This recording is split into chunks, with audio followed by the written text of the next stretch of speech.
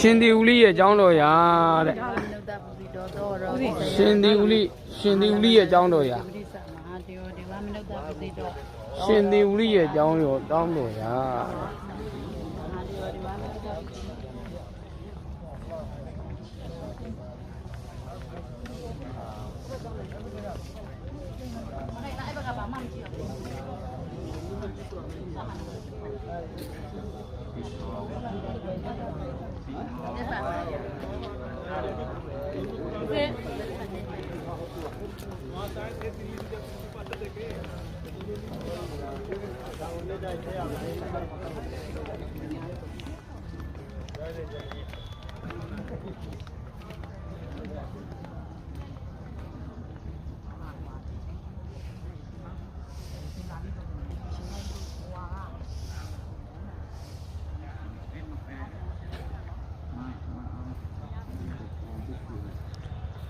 ကျောင်းတော်ရရတော့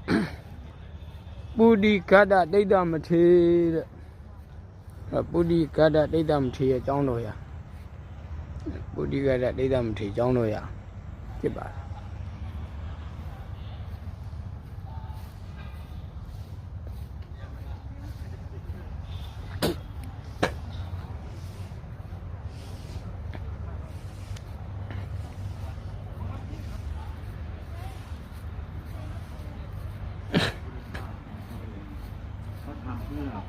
ทำใหม่พระอรหันต์ทั้งแปดเนี่ยจะมีใครบ้างไม่รู้นะเขาบอกแค่นั้นทางเดียวแหละ